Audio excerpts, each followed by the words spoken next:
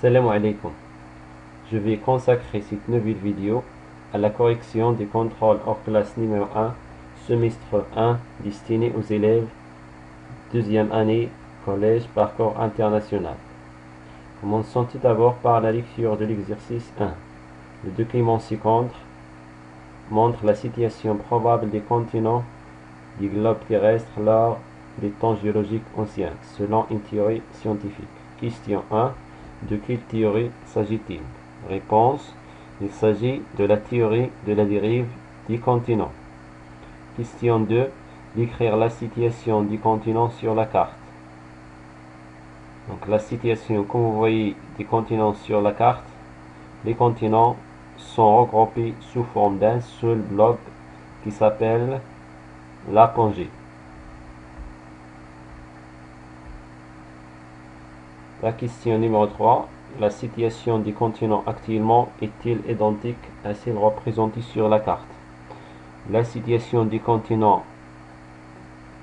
à l'époque actuelle n'est pas identique à celle représentée sur la carte. Pourquoi? Parce que la situation du continent actuellement, les continents sont éloignés les uns des autres et séparés par les mers et les océans, alors que sur la carte, les continents sont regroupés sous forme d'un seul bloc continental. La question numéro 4. Cite les arguments représentés sur la carte. Donc on constate que deux arguments sont représentés sur la carte. Il s'agit tout d'abord de l'argument paléontologique. Comme vous voyez, on a des fossiles des Mésosaurus, qui est un petit reptile qui vit dans des os, et des fossiles des végétaux des Glossopteris.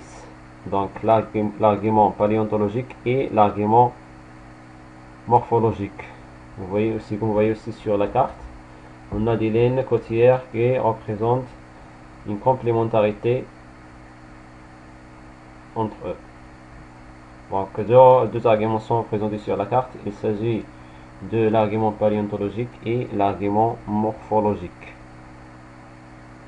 La question numéro 5. Donnez l'idée générale de la théorie de la dérive des continents. Comme vous savez, la théorie de la dérive des continents a été proposée par le savant allemand Alfred Wegener en 1912, dont il compare la situation des continents au temps géologique ancien, au Permien exactement, et leur situation à l'époque actuelle, sachant que la situation des continents au Permien était sous forme d'un seul bloc continental qui s'appelle l'apogée, alors qu'actuellement les continents sont éloignés les uns des autres et séparés par les océans et les mers. B. Pour appuyer cette théorie, les chercheurs ont utilisé des nouvelles techniques pour étudier les roches du fond océanique. Il s'agit de la roche du basalte.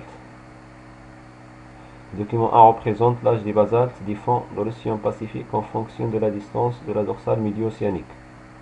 1. Déterminer l'âge du basalte en distance 800 km, 1200 km et 1600 km de la dorsale. Donc pour déterminer l'âge des basaltes,